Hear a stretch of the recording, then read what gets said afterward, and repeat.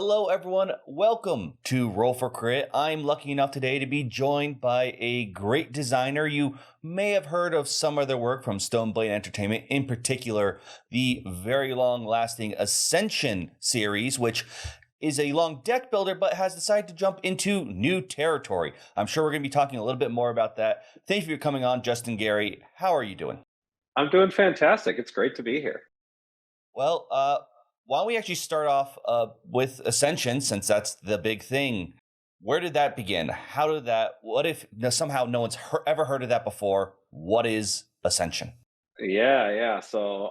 Great question. So, Ascension launched originally back in 2010. So we're now 13 years, which is wild to think about. And it was the first game that I released as part of my new company. At the time, it was called Gary Games. Now we're Stoneblade Entertainment.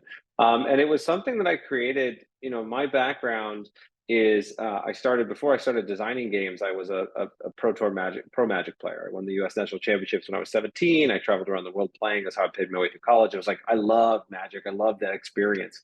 And then I discovered the deck building game Dominion, which was the first deck building game out there that kind of took some of the experience. It felt like a game of constructed Magic, but in a box, right? You didn't have to go collect all the cards. You didn't have to go. You saw all the tools that were available to you, and you tried to build the best thing that you could. And I got hooked on that game. Played it hundreds of times. And then I started to realize what I really love about Magic is not necessarily the constructed experience, which is fun, but really the limited experience, the booster drafts, sealed decks, where you have to deal with whatever cards you're given, and it creates a far greater variety and interest and excitement. And so Ascension is really kind of bringing that love of booster drafting into the deck building space. So we were one of the very first deck building games. I think we were, the second or third to come out in the kind of major category, and we changed the idea. Whereas Dominion had this set of 12 or so cards that would be set up at the beginning of the game. And essentially, you just shuffle up a center deck, deal out 6 cards, and then that's what's available. And when one of those is purchased, a new one shows up. And so the cards are constantly changing. So the setup is faster, the play is faster, the variety of experiences is greater. And that was kind of the origin story of it. And now it's been, like I said, it's 13 years and, 20 some odd releases and 1 million copies sold and all kinds of crazy stuff. I never, ever, ever expected it to be what it was. In fact, it just was something I made really for me and my friends to play. And turns out now I have a lot more friends. Yeah, and I will say that the method you described for deck building now is like there are two ways you deck build. If that's your core, it's the Dominion piles where there's a set, or the random style now that Ascension pretty much help create. So it's very Yes. interesting to see that those are what everyone says. That's how you deck build. It's one or the other, unless you throw in a lot more mechanics, which we're slowly getting into that territory. Yeah, well, that's an exciting part of the process, right? It's like creativity. I also teach design and creativity through my Think Like a Game Designer book and course, and I tell you, creativity is building on what's come before, right? You're combining two things that weren't combined before. You're taking an idea and evolving it, and so it's been a very it's been a real honor that Ascension has now created this mechanic, this sort of central thing that now other people are building off of, and even we're building off of when we talk about things like Ascension tactics. Well, why don't we actually go in there? Because I wanted to ask you about that. With you're on your site, you have offer not only articles, but as well as like the opportunity to help teach when it comes to game design. How do you start off with that? Are you starting off with people who have no idea? Are you trying to sharpen things? Like, how does that actually work?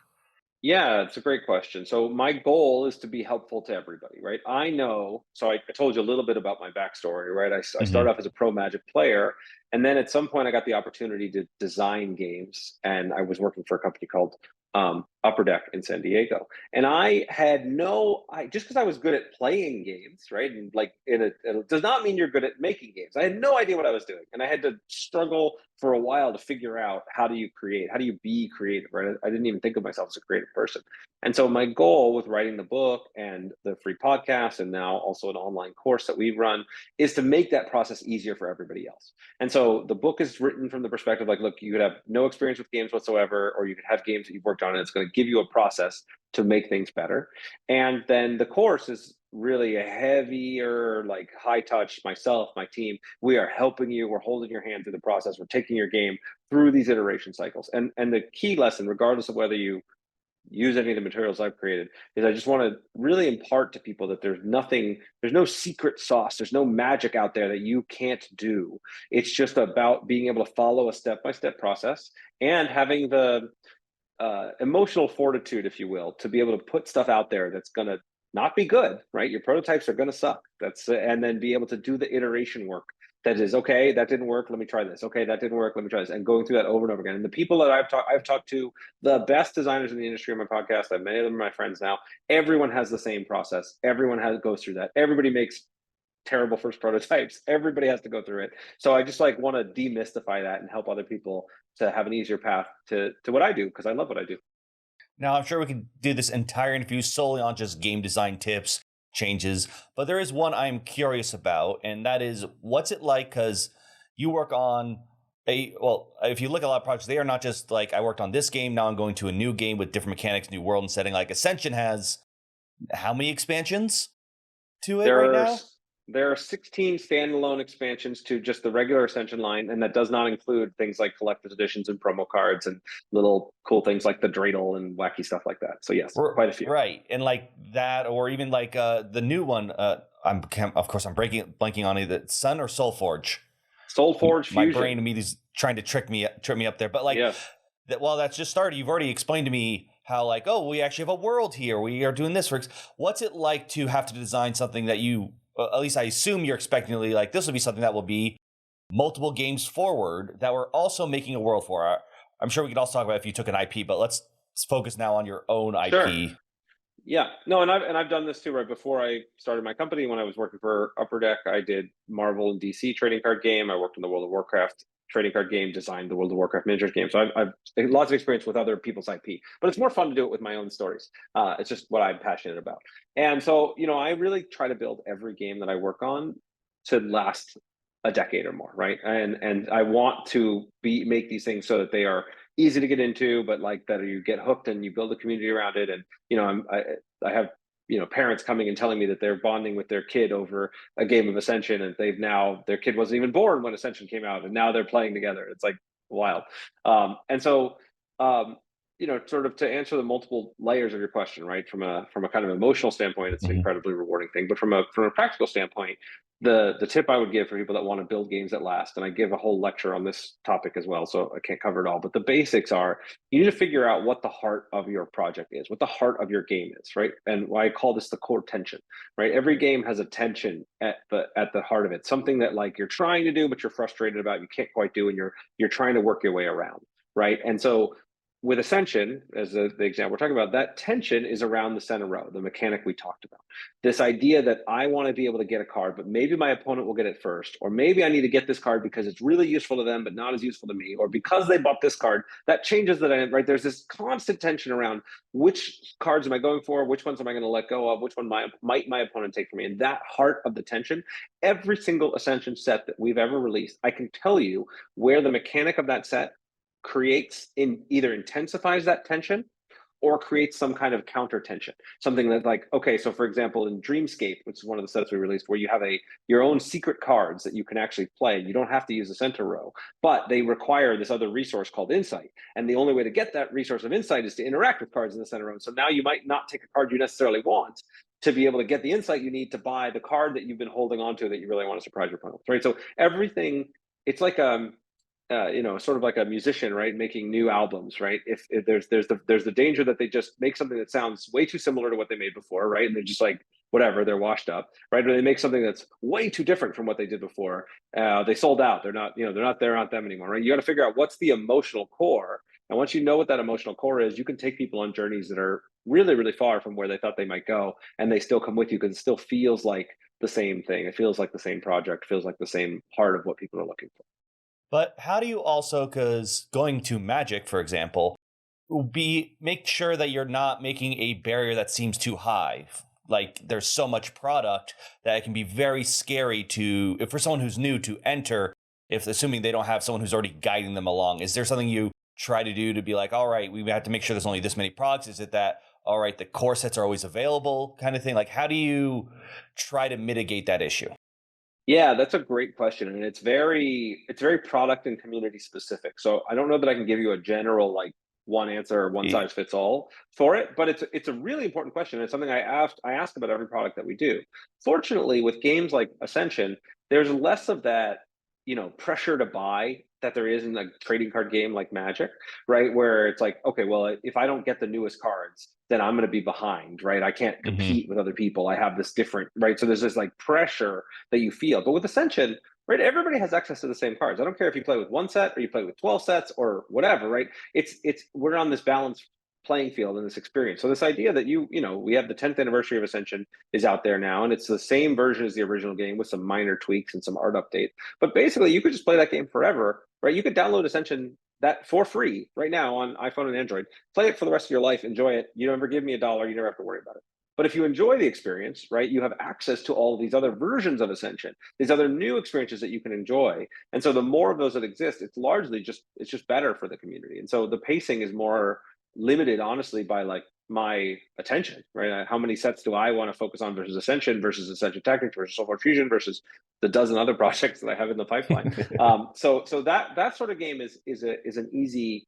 I think typically I like to do about 2 releases a year, maybe a collector's edition or something, right? But I think it's a less about how many releases are you doing, more about are you delivering enough value to the players and to the consumer. When you're talking about other games that are more kind of different business models, right? So Magic is Hmm. one case, right, where most people feel like they're doing a little bit too much and selling things for a little bit too much, but I don't want to, that's their business. But something like SoulForge Fusion is another great example, right? We just released SoulForge Fusion in North America back in end of October. The European release is actually coming up in February, and we have a second set that's going to be coming out in March. So there's a lot of really cool things that are coming. But that one is the first hybrid deck game. So it's sort of in between, right? The idea is that every deck is algorithmically generated, so it's one of a kind. So you'll never see the same deck twice, and you can shuffle build by combining any 2 decks together to play. So in theory, every pack you purchase is a totally new experience, and it merges with your old experiences. And you could continue to buy the same set over and over again, never see the same thing the same twice. So it's kind of a wild experience. But again, part of the point of that was I don't want to have players have that feeling like they're constantly chasing. I have to chase this particular rare card. I have to copy the deck my opponent has. In fact, that's impossible in SolForge Fusion. So appreciating that experience and opening packs and getting to just play. If you just want to play in your kitchen table, buy a starter, buy a booster, and never buy anything else again. Again, you should be able to play that and have infinite joy for the rest of your life and not worry about it. But you want to keep excitement, keep new things coming, keep some new mechanics, show people like that, hey, again, take them on that journey of here's the thing I love and here's a new version of it. And so we're pacing that one at about 3 releases a year or so of like new content, new cards, new concepts that can show up. So it's not an easy question to answer, and I apologize if I rambled a little bit because I think it's a really fascinating The thing. whole point of these interviews are rambling. Yeah, That's yeah, what we're all here for. great. Well, then you got the right guest. Yeah, to kind of wrap it up, I think that's my guiding principle for when I make products is if I were a customer, right? If I were the player, would I be thrilled to get this, right? Do I feel Mm. like this is such a great thing, it's such a great deal, I'm so excited that this exists, then it's okay. And as long as that's true, then you can release as many products as you want, right? And that has worked so far because it's not, and I think it's just that always just thinking, how would I feel if I were on the other side of this? How do I add more value as a designer, as a creator, than I expect to take back from somebody paying, their hard-earned money for whatever game I make? And well, speaking of SoulForge, how do you balance? And this might be interesting to you because I feel like, as you said, you were a competitive Magic player. The SoulForge, which I say appeals, I'm sure to everyone, but you have a tournament scene. It actually has a lot more of that competitive nature, I think, built in and designed for it, versus Ascension, which is something I feel is almost, well, I'm sure there could be competitive scenes, more likely to be the kind of thing you might see at a board game cafe. You just put down and pick up, a much more casual experience, so to speak. Yeah, yeah. So this is another. These are great. These are great questions because it's you're dealing with like what is the culture and the community of your game like, right? How do you serve Hmm. that? Because when you make a game like I talk about, where I want to make a game that lasts for decades, not days, then you have to build. You're not just designing the game, but you're designing the community. You're designing the culture. And so what types of events you offer, what types of experiences you have, how the box is structured, right? So, all right, an Ascension box, looks like a board game. We're just going to bust it out and play. Now, we do have a world championships. We do have some high level tournaments, but you're right. It's primarily focused on this more casual community. SolForge Fusion, I didn't want it to go into the world of like Magic, where you're playing for $1 million purse or you're super competitive. But I do want people to feel that, because you get that sense of ownership of, this is my deck. No one else in the world will ever have the same deck as me, and I can like customize it and strategize and build it. You want to give people the opportunity to showcase that. You want to give people the opportunity to see what other people's decks are like, right? The discovery, it's not, you don't get that same sense of discovery. If I have my Ascension box at home and I play it, and then I go to your house and play your Ascension box, it's the same game, right? The cards may come up in a different order, the gameplay is different, but it's the same game. But here, my encouraging you to play SolForge Fusion with other people actually changes your experience. It actually makes your experience better, because you've got all these novel interactions and all these, oh, I wonder, his deck does this, and so that means I should play this way, or right? So it creates something new. So we wanted to create a system and a organized play system and a community that encourages people to play with each other. So how do we do that, right? How do we get that system and, kind of organized play system and some portions of a competitive scene as well as a casual scene that don't devolve into the, I'm just trying to chase the rare cards, or trying to get this, copy this degenerate strategy. And so we're doing a lot when it comes to this. And so I'll list a couple of the ideas, but anybody that wants to know more should just come to the Stoneblade Discord or go to soulforgefusion.com. We have lists of all of it. But one thing we're doing is storyline tournaments. Storyline tournaments are really some of the most fun things for me. We talk about creating the worlds and creating the fantasy worlds. Well, we have a very extensive fantasy world of SolForge Fusion. It is a planet that's covered in ice. The SolForge is this giant tower, almost like a giant wand that's turned into a tower that has the source of all light and magic. And you, as a Forgeborn, tap into that power. And you have members of different factions, and you're vying for control. And there's, the story goes on from there. Again, there's a story video and all that on soulforgefusion.com. And so the idea is that when you play in tournaments, whether you come to a convention, and we have a big storyline tournament at convention, or something like Fuse Fest, which is we're happening in Tulsa, Oklahoma, in partnership with Team Covenant. We've got, I think, over 80 people now that are all going just to play SolForge Fusion.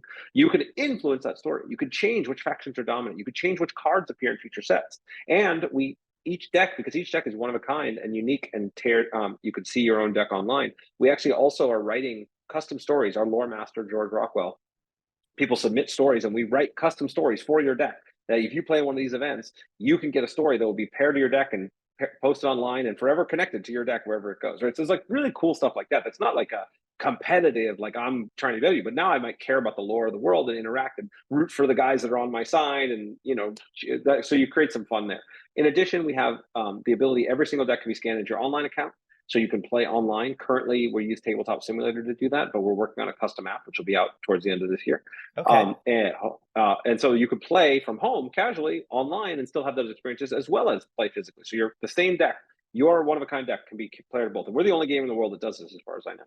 So, and then there's all kinds of different things: store championship events, cool free leagues and promos, and cool promo cards, and alternate variant ways to play. All that sort of stuff helps to create that community and create that culture that gets people to connect and play and see those things. And so it's a constantly evolving process. We have a great organized play manager we brought on board who's helping to build more programs and more setups, and we take feedback from players, right? That's the other secret to making games that last.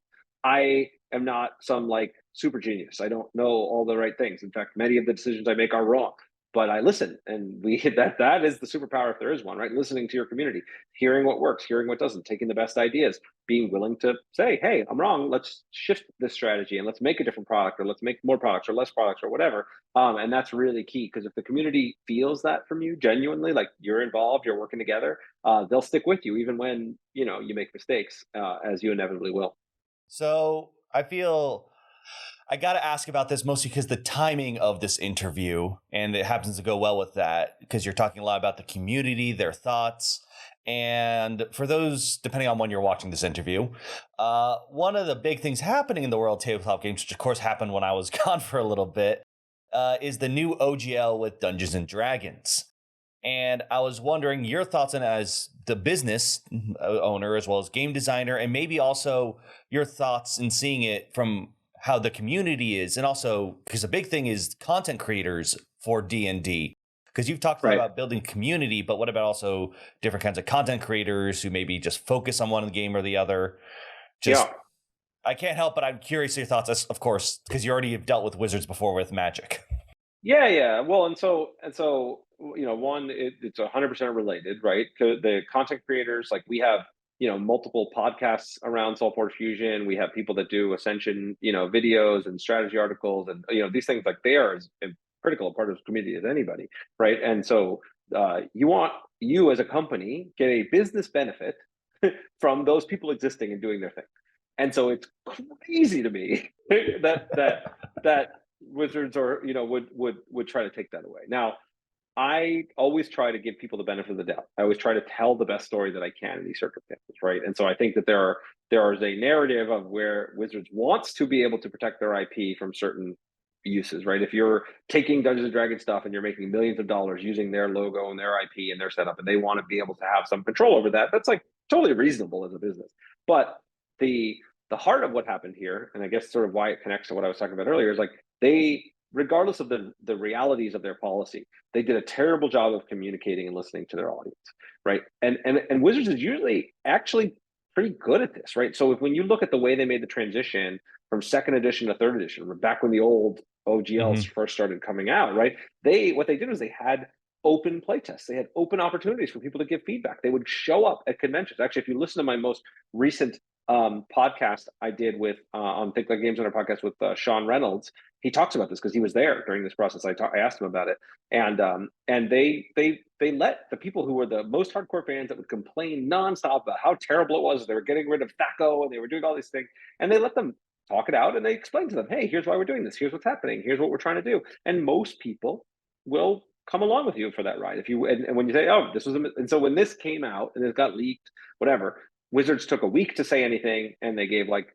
kind of not the bestest of apologies. Yeah. And then let's just say it, I'll leave it at that. And then they took another week to actually give what seemed like a more genuine, full scale apology to me. So I think it's that ability to be able to react and say, not that you're never going to do anything wrong, not that there's nothing, they don't have the right to, kind of protect their IP or try to do something, but that they should have put this out there to the public at first, let the public give feedback, then listen to that feedback, show that you're listening to that feedback, and then work on a policy that makes sense going forward.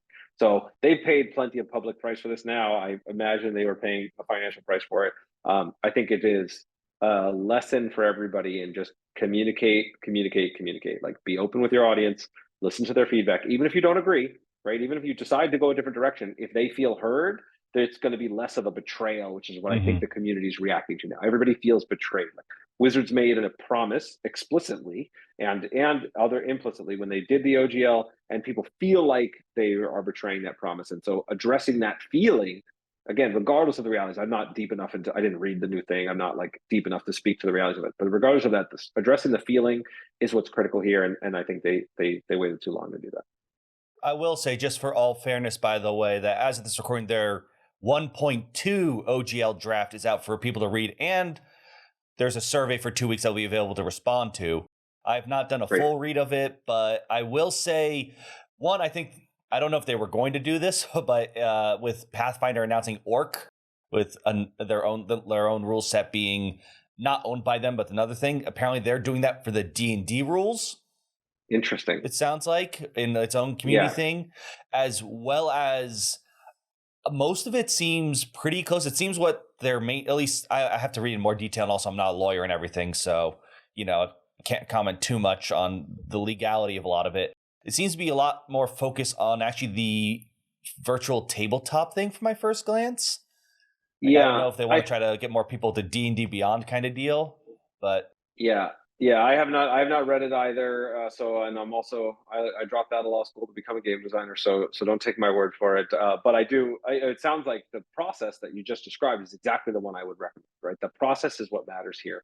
And I think that the fact that they've burned some of that trust means now people are looking to other institutions, to having, contracts that are owned by nonprofits or that are, not things that they could do. So I think Wizards just needs to do some work to rebuild that trust. And I believe they will, to be honest. I think that they're, and I know a lot of people that work there. I know they're good people. I know they're not trying to screw people over. So I imagine that they'll get there. I just think it's going to be a bumpy road. I mean, rarely do I feel like when you hear about companies like this, that it's the entire company. It's usually like some very high up people with power. It's not the people who made the game or designed some rule, and they're not like cackling in the back corner with everyone in the office building. Yeah, yeah. But you mentioned trust, and I think that is a very interesting, in particular, the nerd culture world, because I mentioned when I talked about this in the OGL video I made, like I feel very similar when we saw in CD Projekt Red when it came to Cyberpunk, as well as Bethesda back with Fallout 76, just how it seems that these game companies all of a sudden just like cash out their trust Mm, really fast. And I some cases, like I think Bethesda is a little bit okay because they own a property that everyone's just going to go back to. And Magic, I will say, definitely has that. Magic the Gathering, because people are invested in the card game, but I find it much harder to say the same thing for role playing. As you said, that people are going to search out for other role playing games. How would you make sure you regain the trust? Like what kind of actions can you do? Because obviously an apology is you should do one, but those are just words. Often people want to see something. Like what do you do as a company to try to make sure to either maybe keep trust, so when you do something it doesn't get all spent, or regain trust? sure. Yeah, yeah. This is a deep topic because let's talk about what trust is, right? Trust Mhm. is my ability to believe that you are one, when you say something, that you're going to do that thing, right? And that two, that you're going to behave in a way that takes my interest into account, right? That's what it means Mhm. for us to trust each other. That's true in a relationship as it is in a business, as it is in a friendship, anything, right? These are the things that matter. And so when what can wizards do to show that they are trustworthy when, especially in the world of a breach of trust, right? So they genuinely apologize at one step we talked about. Two, show that you listen, right? Show that you actually, you can't act in my interest. You can't act take into account my interest unless you know what that is, unless you know what I feel, unless you know what I need. So you listen to your community, create systems to show that you're listening, reflect back that you hear them. And then it's exactly the thing. Like you have to make promises and then hold up to those promises, right? And so insofar as they and again they sort of didn't actually break any promises. In fact, they were perceived to break promises. Mhm. There was something that was implied that they were going to break promises, and so they need to correct that, right? Of course, and then they say, okay, here's what we are committed to for you. We're going to do X, Y, and Z, and this is what it is. We're never going to take away anything from your old open gaming license for 3.5, right? We're going to, when we do a new system, these are the principles that we're going to abide by. Everyone will still be able to make fan content. Everyone will still be able to make blah, blah, blah. But here is why, also explaining the why, helping people understand what your logic is. Here's, hey, listen, we're trying to make D&D movie brands, and we can't make a deal with Sony unless they have something protected, right? Whatever, right? Maybe we don't know what's going on over there. Or, hey, Mhm. we really want everybody to play on our platform digitally, and some of the digital products that are being created interfere with that. We need to protect, or whatever it is that's going on. If there's a genuine interest there, again, I think people will be okay with that. But you just need to be clear, like, of the things that most people are afraid of happening, I guarantee you, WotC doesn't care about 90+% of them. Like the little guy that's making their books, or somebody that's doing streaming content and making money off streaming content, or like I don't WotC that they don't. This is a it's net positive for WotC for those things to exist. It's not worth it for them to try to go and like curb revenues from it. So I think you just need to be very clear. So make clear promises, follow through on those promises, listen to your audiences, show that you genuinely care and that you genuinely understand what they're doing,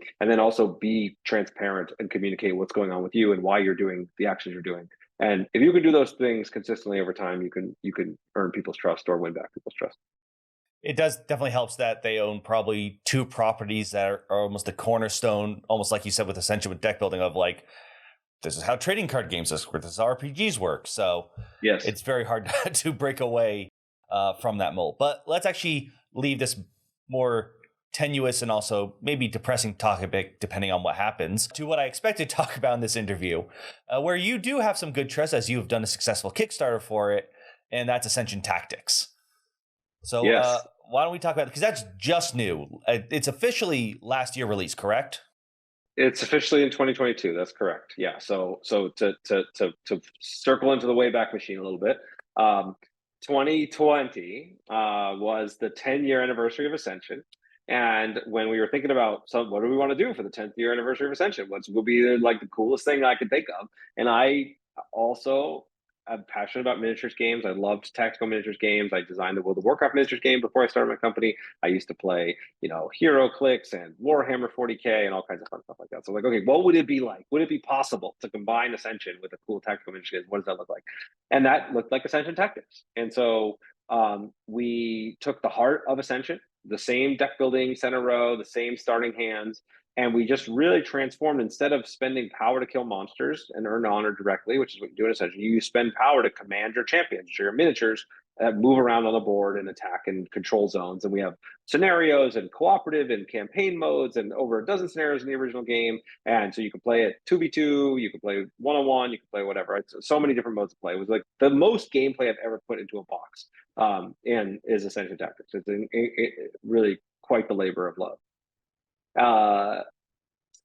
Pandemic turns out really hard to make things. Yeah. So we ran that Kickstarter right in the heart of the pandemic.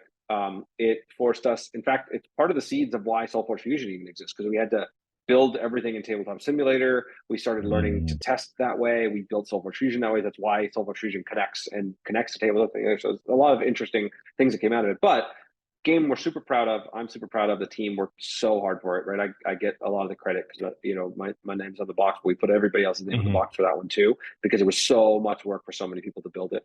And finally, 2022, we got it out in the retail edition. Now the retail edition does not have miniatures. It has cardboard standees in place of the miniatures. Same gameplay. You're not losing anything from a pure gameplay standpoint, but you do lose the cool badass miniatures, right?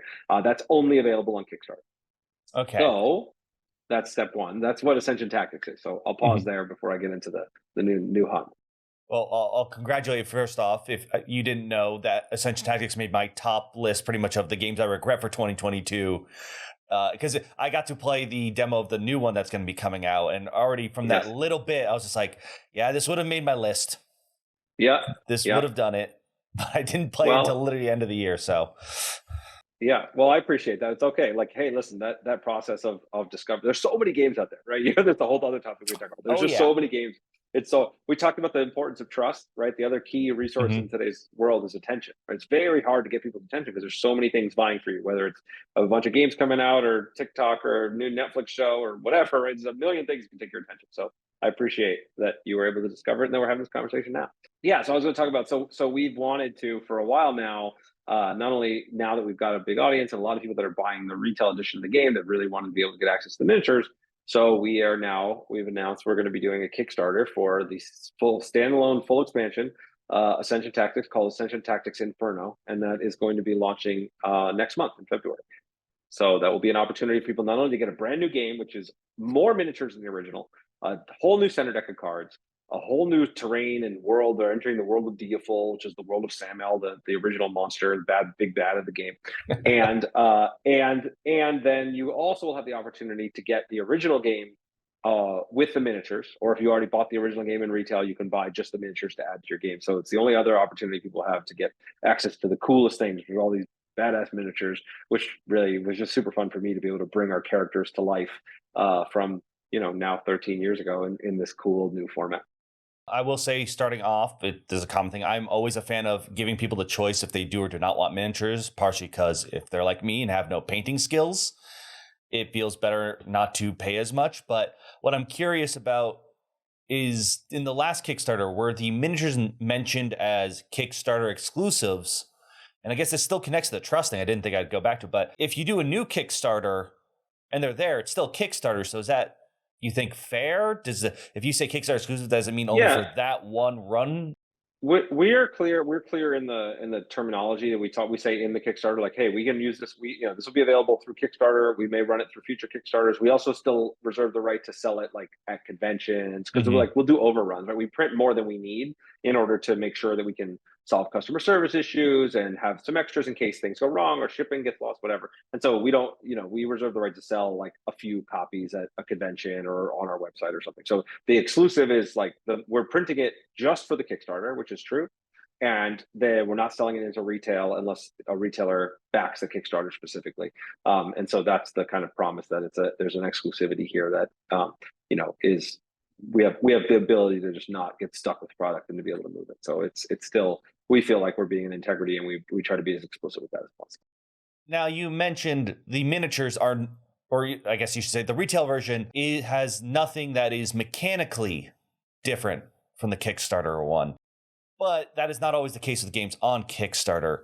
What are your thoughts on Kickstarter's exclusives when it comes to things that, like a promo card that has a different unique mechanic and stuff? Like, sure, it's not needed for the game. I'm just curious, is that something like you think it's a fine thing? It's just something you avoid? Do you think it's just something you're worried about, especially if, it becomes too powerful? Yeah, it's an interesting space. I don't think there's anything like morally wrong with offering gameplay exclusives, in that sense. There's this, again, I go back to my core principles, right? As a player, how would I feel about this? Like, what would I want? And for me, the fact that Kickstarter backers get a better version of stuff, and because they put their money in up front before there was a game, they had trust in the creator. This wouldn't work without it. And with miniatures games in particular, this is very true, right? Like when it's producing a card game, it's not that expensive to do. I mean, it can be, but it's like, it's important to, but when it comes to miniature games, there's so much upfront cost. We never would have been able to make Ascension Tactics without Kickstarter. It just wouldn't have been possible. It's just not economically feasible. And the same thing with the expansion. We couldn't do this scale. Like, it's just so much risk on the developer. So Kickstarter backers should feel special. They should get something extra. And so just for me, like, I think the gameplay is like such a cool part of it. I want to be able to get more people to play the games and enjoy the game. So I generally try to preserve that across, so that wherever you get the games, you still have it. And so for me personally, I prefer not to do that sort of stuff. Generally speaking, alternate arts or more premium components, or cool miniatures or foils or stuff like that, I think is a more just for me, I would prefer that as a customer. Listen, I couldn't back the Kickstarter, but I don't want to miss out on the gameplay. Is there an opportunity here? So I lean that way, but I don't have any judgment around people that do it differently, or not saying that I couldn't imagine products where I would want to do it differently. It's just the way I prefer it. Now, do you think SoulForge and Ascension Tactics would ever cross over into each other sometime in the future? No comment. No, I mean, like, I think it's the kind of thing that we joke about every now and then in the office. Well, what if we brought these characters in? And there's it's so you're kind of balancing this, like, oh, wouldn't it be cool if, right? So if we brought some of the Ascension characters into the SoulForge universe, or we brought SoulForge characters and turned them into miniatures in the Ascension universe, wouldn't that be really cool? And I think it would be really cool. But then there's some cost you pay, and like breaking out of the narrative of the world, right? Like, why is this, like, SoulForge has some like cool, like, sci-fi type mech characters that just don't make any sense in the way Ascension's like more steampunky kind of versions of of mechanics from the mechanic version.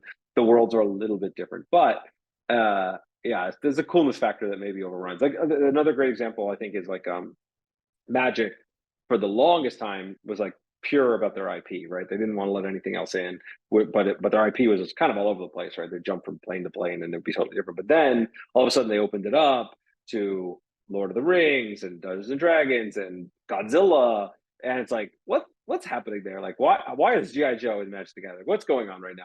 Right? Are we going to open that can of worms? Well, my point being, I'm not going to say whether it's good or bad, but it's something that I would have viscerally been like, I can't even stand this. I can't believe you're doing this. And then I saw it and I was like, you know what? Like, this is just providing something that people want, right? It's doing something cool for people that, like, you love this experience, you want to be in on this, right? Then it's cool. Like, I thought the Dungeons and Dragons one they did, I haven't actually paid that much attention to the other ones, but the Dungeons and Dragons one I thought actually was really cool. Like, it felt like you got a lot of that Dungeons and Dragons nostalgia and feeling, and it still felt like Magic. And it's like, so I think I am probably in the old school camp where, like, I shy away from that sort of thing, but I think I might be wrong. I think I might be wrong. I can go on my thoughts on all of them, because I feel like not all of them are, like, some are better than others in terms of how they were executed, but that's a whole other video. So yeah. No, my point being that when you're willing to jump IP and jump universes, there is a cost you pay in terms of the integrity of your universe, the integrity of your story, and there's an upside you get of being able to bring audiences over and have that joy of discovery. Like, oh, I know that character. Oh, this is cool. I get to do that. So that's the trade-off, and it's a judgment call. And like you spoke to, it's about how well can you execute it. So if I had a great execution in mind, I would be not opposed to doing it. But am hesitant until I have a great way to do it. It probably also depends, like, not everything is equal. For example, at least just from my basic view, I imagine it'd be much harder to bring an Ascension into SolForge, especially considering how the tournament scene works. You can't be like, well, there's one Ascension faction, if it wins, Sure. versus like, oh, I made a one of the famous cards from SolForge you can shuffle into the big deck kind of thing. Sure. Might be a little bit easier. Sure. Yeah, a SoulForge character as a promo card. And I think that some of those things are fun. Like, you could do it in a more stealthy way, right? Like where there's an art image that, like, if you know SoulForge, oh, that's a SoulForge character. But otherwise, if you don't, it just looks like a regular Ascension card and a regular Ascension character. And so there's like little Easter eggs like that. I'm way more excited about that sort of thing, because then it's just like that's always great. Fun for the people that know and invisible to the people that don't. So that's those sorts of things are usually just upside. Now that we're approaching the end of the video, before we go, I want to know and let people know first, is there any game you've been playing recently that you think is worth mentioning, especially as a game designer, something that you think caught your eye and stands out? Interesting. So I always try to play a lot of different games and, just for the learning factor of it. And I don't get to play as many games as I would like, making games now for a living. Do we ever get to play? Yeah, exactly. So let's see. I'll mention one digital game and one physical game. So the digital game that I got really impressed by is Marvel Snap. It's I've been playing that too. Yeah, I got it. So Ben Brode is on my podcast. He's the chief creative officer, one of the founders of the company that made it. We worked together back in the World of Warcraft days. He's awesome. I recommend everybody listen to that interview. He's a really just fun storyteller, and it's really cool. And so what he did was taking a lot of the like essence of hardcore trading card games and boil it down to like something that was way simpler than I thought you could get away with, right? 2 to 3 minute games with just a few decisions to make. And yet somehow it captures a lot of that essence. We're going to talk about that emotional core. Like that's an impressive feat. So as a designer, I respect it. And I got hooked on it. So I still play it. The fact I can play it when I'm, going to the bathroom or whatever, it's like a pretty interesting, weird space. Not to weird anybody out with that detail. But so that's one game I'll mention. And then in the tabletop gaming space, for whatever reason, I just recently discovered Dice Throne, which I thought was a really cool way to implement this kind of sort of dice combat upgrading whole thing. I've been playing around with. I don't have any dice games that I've published, and I've been playing around with dice games a lot more lately. And I thought that was a really interesting execution that inspired some concepts for me. So, is that a hint of a possible dice related game in the future? I'm working on it. I don't know whether it's when it happens or when it becomes fun or fun enough for me to publish that. I can't speak to, but I am working on some concepts. So it's I love exploring new things, right? I like what motivates me. There's a lot of like when I work with Richard Garfield on SolForge Fusion, and what's motivated both of us, right? And he's obviously far more legendary a designer than I am, but working with him, it's like we're motivated by what's next. We're motivated by pushing the boundaries of things that you haven't, solving new and interesting design challenges, right? So SolForge Fusion, taking algorithmically generated decks and combining them together, and what does that look like, and how do you build something that's interesting there? Building, Ascension tactics. Nobody's ever taken this like the heart of that Ascension deck building game, which is now kind of, as we talked about, like a building block component that a lot of games use, and combining that with tactical miniatures. How do you build that? How do you make that work? Like that's it. That was what got me excited, and it's hard work, and that's what gets me out of bed in the morning to like work on new projects. So, dice games, obviously there's tons of them. There's others. It's like, do I have something unique to say there? Is there something I can offer that's not just a clone of what's out there or something, but something that really changes the genre and moves the needle? So we'll see. I'll come back on when I figure it out. I'd love to hear from you. And of course, for everyone, those are two very easy access things. Dice Throne even has Marvel now, so you can easily find that. And I mean, like you said, one of the things about Snap, you can literally just grab your phone and download it right away. So not too hard to start that one up. But where can people find you? I mean, you already hinted at that you have more than just games to show off, but where can they keep following you? So obviously for the Stoneblade games, you go to stoneblade.com, sign up for our email list, or join our Discord. There's links both on stoneblade.com. We do weekly emails, little updates, and cool little behind the scenes stuff, as well as a very active Discord community where you can talk with us directly and other fans and other players. For my personal stuff, so there's thinklikeagamedesigner.com. You can find my book. You can find my podcast. We're going to be launching a new version of the course. The course is, I've only run it once a year. We're going to be announcing that soon. Probably going to launch it in April, I'd say. So if you sign up You could sign up for either the email list will get you there, or justingary.com. I post articles and design articles there. And you can find me on Twitter at Justin_Gary. I'll usually post random little snippets of wisdoms and musings and whatever else out there. So those are many channels you can find me. I love hearing from people. I try to be very responsive. As I mentioned, that listening to your community and showing that you're there really helps to make up for the fact that you're going to make a fair amount of mistakes, which I certainly have done. So I'm here to keep learning and keep growing along with everybody else. All right. Well, there you heard it. Whether you're there for a new game or for some game design advice, go check out all those places. And of course, you're watching Roll for Crit. You can, of course, keep following. And thank you so much for reaching this point in the interview. But for now, unfortunately, it's time to come to a close. Otherwise, we'll just keep talking for the entire day. So thank you so much for watching. Thank you, Justin, for joining me as well, of course. But I'm Will, and this is Roll for Crit.